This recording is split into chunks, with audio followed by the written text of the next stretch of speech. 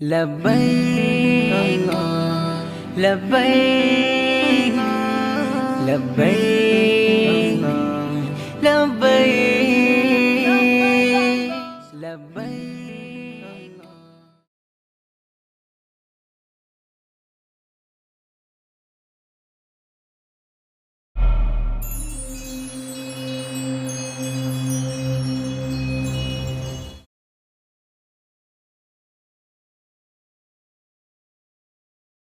আসসালামু আলাইকুম রহমতুল্লাহি বারাকাতুহ। সম্মানিত দর্শক শ্রোতা মণ্ডলী, আপনাদের সবাইকে হাদিসের আলা অনুষ্ঠানের পক্ষ থেকে স্বাগত জানাচ্ছি। আমাদের দেহ, আল্লাহ সুবহানাহু ওয়া তাআলা আমাদেরকে যে দেহ দিয়েছেন, এই দেহকে সুস্থ রাখার জন্য খাদ্যের প্রয়োজন রয়েছে, খাবারের প্রয়োজন রয়েছে। কোনো মানুষ যদি খাবার গ্রহণ না করে দীর্ঘ সময়ব্যাপী, তাহলে সে অবশ্যই অসুস্থ হয়ে যাবে। তো দেহের ভিতরে আল্লাহ সুবহানাহু ওয়া তাআলা আমাদেরকে একটি রূহ দিয়েছেন। এই রূহেরও খাবার রয়েছে, খাদ্য রয়েছে। রূহের খাবার হলো আল্লাহর জিকির। আল্লাহ তাআলা বলছেন, আলা বিযিকরিল্লাহি তাতমাইন্নুল কুলুব, নিশ্চয়ই আল্লাহর জিকিরের দ্বারাই অন্তরসমূহ প্রশান্ত হয়। তো আমরা গত পর্বে গুরুত্বপূর্ণ একটি জিকির নিয়ে আলোচনা করেছিলাম যে আল্লাহ সুবহানাহু ওয়া তাআলার কাছে পছন্দনীয় বাক্য হলো চারটি। এই চারটি হলো আহাব্বুল কালামি ইলাল্লাহি আরবাউন, সুবহানাল্লাহ ওয়ালহামদুলিল্লাহ ওয়ালা ইলাহা ইল্লাল্লাহ আল্লাহু আকবার। আজকে আমরা আরেকটি ফজিলতপূর্ণ জিকির নিয়ে আলোচনা করব, সেটি হলো ইস্তিগফার।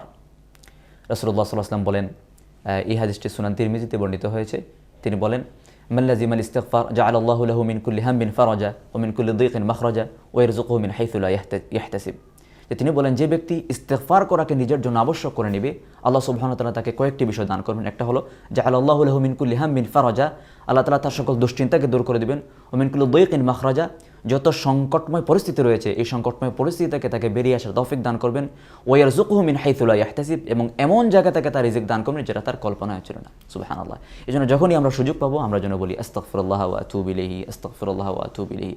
ইস্তিগফারের অসংখ্য অগণিত ফজিলত রয়েছে কোরআন ও হাদিসে। ইস্তিগফার করলে দুশ্চিন্তা দূর হয়, ইস্তিগফার করলে বিপদ আপদ দূর হয়, ইস্তিগফার করলে রিজিকের মধ্যে বরকত হয়। তাহলে আসুন আমরা যখনই সুযোগ পাবো আমরা আল্লাহ সুবহানাহু ওয়া তাআলার জিকির সুবহানাল্লাহ, আলহামদুলিল্লাহ, লা ইলাহা ইল্লাল্লাহ, আল্লাহু আকবার, এবং এর সাথে আমরা আস্তাগফিরুল্লাহ ওয়া আতুবু ইলাইহি, আস্তাগফিরুল্লাহ ওয়া আতুবু ইলাইহি, এগুলো যেন বেশি বেশি আমরা করতে পারি। আল্লাহ তাআলা আমাদেরকে আমল করার তৌফিক দান করুন। হাযা ওয়া সাল্লাল্লাহু আলা নবিয়িনা মুহাম্মদ ওয়া আলিহি ওয়া আসহাবিহি ওয়া বারিক ওয়া সাল্লিম।